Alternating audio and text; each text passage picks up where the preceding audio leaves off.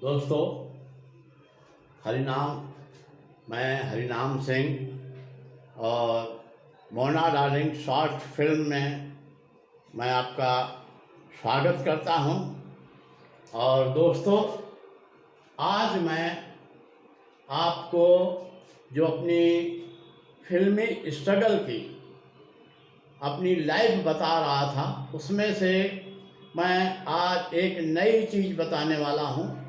इसलिए उस सीरीज को मैं यहाँ थोड़ा ब्रेक दे करके आज एक नई बात बताने जा रहा हूँ। और ये आप सबके लिए अच्छी बात है, उत्साहवर्धक बात है और एक ऐसी गवाही होगी जिसमें हम सब लोग संघर्ष करके सफलता पा सकते हैं।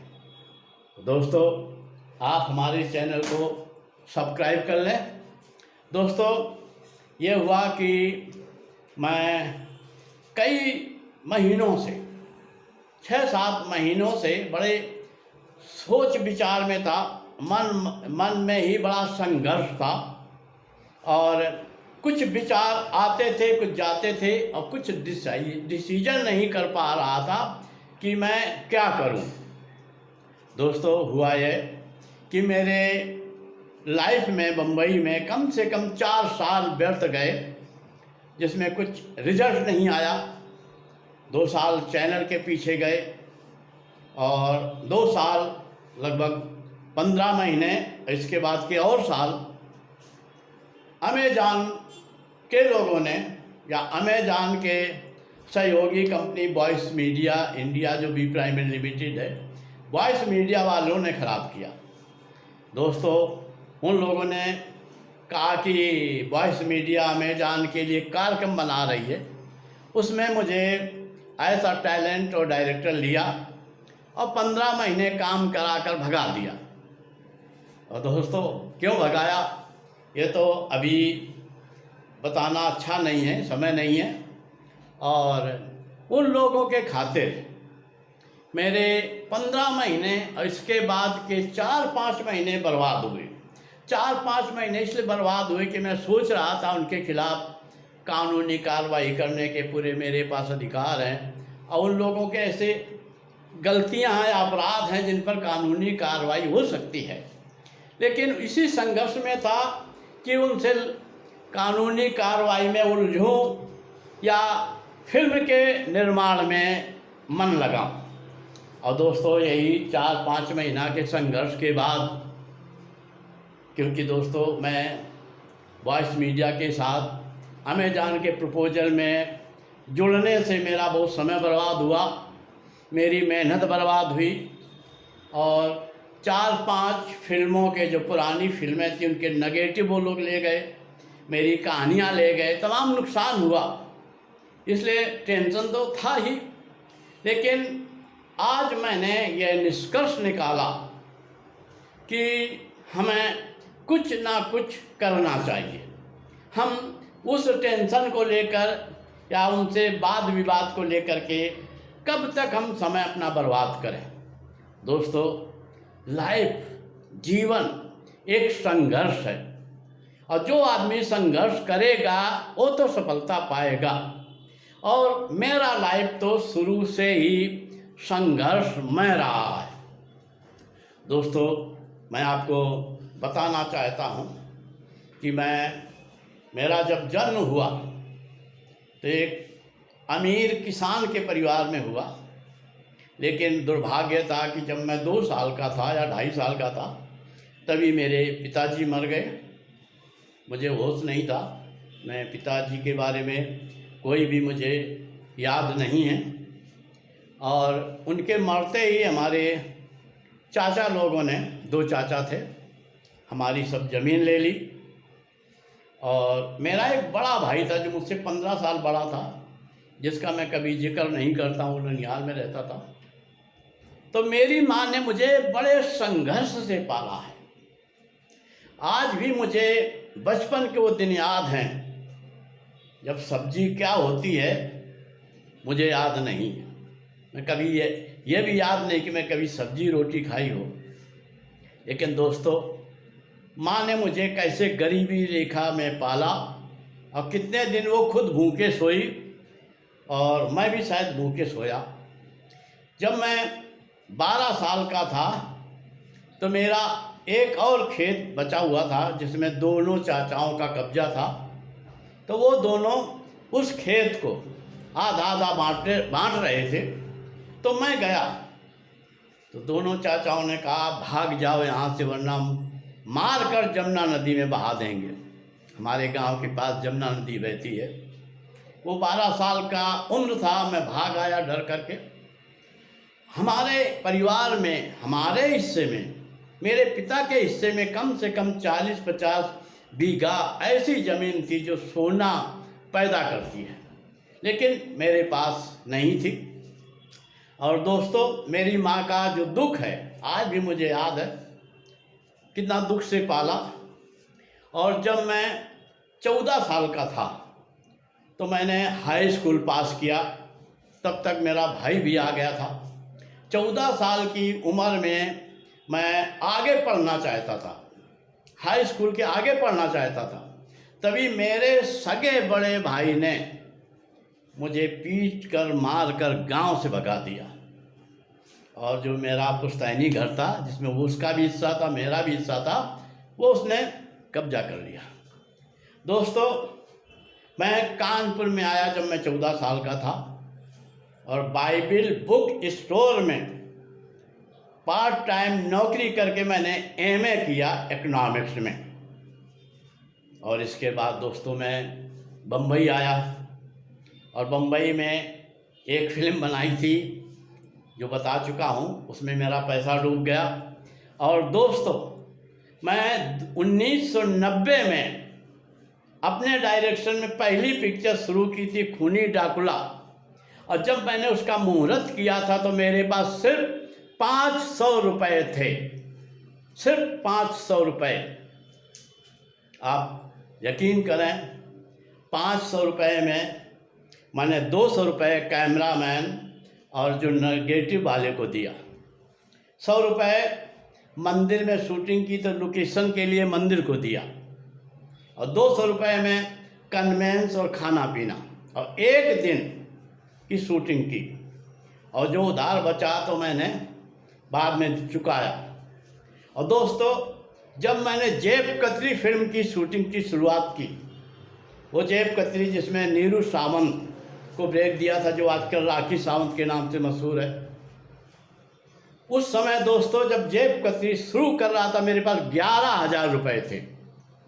कहने का मतलब यह है दोस्तों कि जब मैं कोई पिक्चर शुरू करता हूँ तो मेरे पास पैसा नहीं होता है, लेकिन पिक्चर जब शुरू करता हूँ, 1-2 दिन की शूटिंग करता हूँ तो हमें पैसा मिलने लगता है। तो दोस्तों, आज 6 सितंबर को मैं घोषणा करता हूं कि मैं 29 सितंबर को अपनी 3 फिल्मों का मुहूर्त करके 24 घंटे की शूटिंग करूंगा।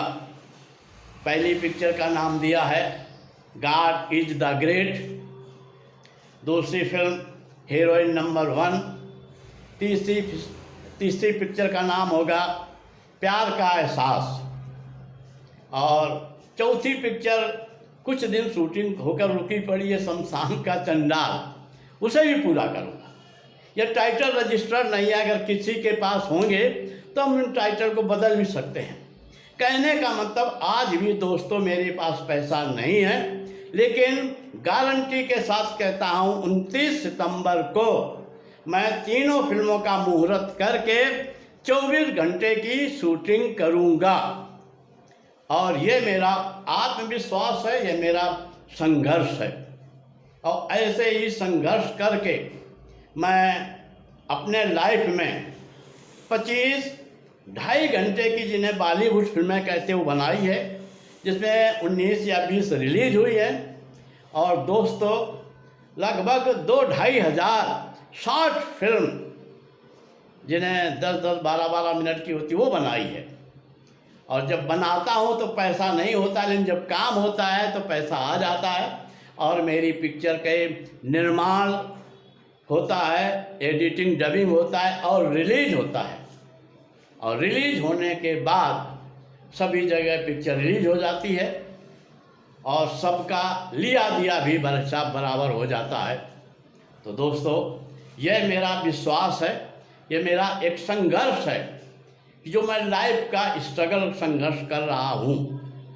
तो मैं यह संघर्ष कर रहा था कि मैं फिल्म लाइन को अब छोड़ दूँ, फिल्म लाइन से रिटायरमेंट ले लूँ।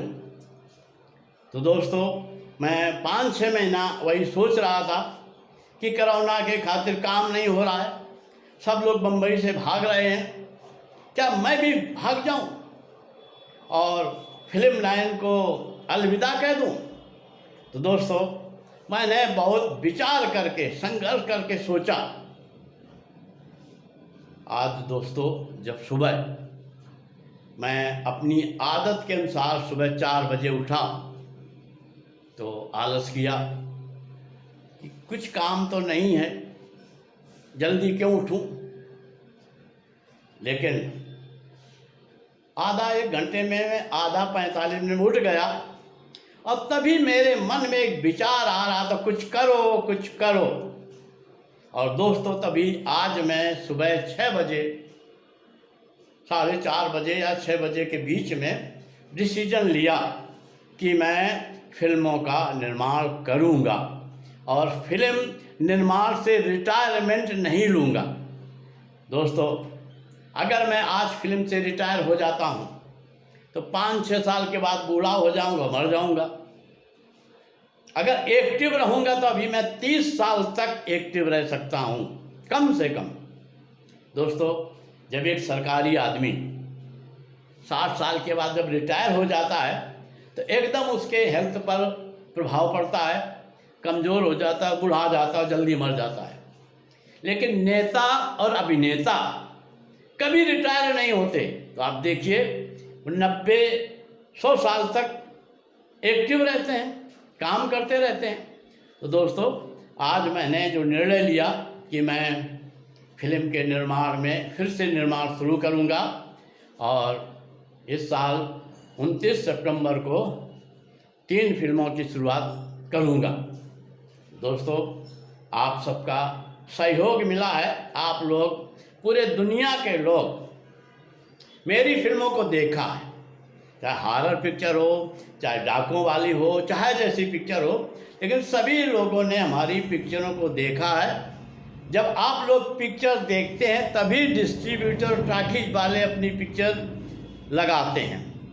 तो आप लोग ऐसे ही पिक्चर देखते रहें और हमारे चैनल में भी पिक्चर आप लोग देखते रहें, जिससे हमारा चैनल भी चलता रहे और फिल्म का निर्माण का काम भी चलता रहे। दोस्तों, आप हमारे चैनल को लाइक करें, सब्सक्राइब करें और हम प्रोडक्शन में जो काम करते हैं उसमें कोई विचार भी अगर आपको बताना हो तो आप मुझे बता सकते हैं। अगर जो कलाकार एक्टिंग करने का शौक़ रखते हैं वो भी हमें संपर्क कर सकते हैं। मैं जब हीरो बनने आया था, नया था, मुझे कोई काम नहीं देता था, इसलिए मैंने अपनी हर पिक्चर में नए लड़के लड़कियों को चांस दिया है। सपोर्टिंग में मार्केट का लेता हूँ, लेकिन हीरो हीरोइन और जितने नए लोग होते हैं, यंग लोग, यंग कैरेक्टर है तो यंग को लेता हूँ, नए लोगों को लेता हूँ। तो आप लोग अगर एक्टिंग के शौकीन हैं तब भी आप हमें संपर्क कर सकते हैं, लेकिन फ़ोन करें, मैसेज ना भेजें, हैं, आलसी मत बने और आगे बढ़ने के लिए संघर्ष करें। और जब संघर्ष करेंगे, मेहनत करेंगे तो जीत अवश्य होगी। नमस्कार। सूर्य बिछड़ता है क्या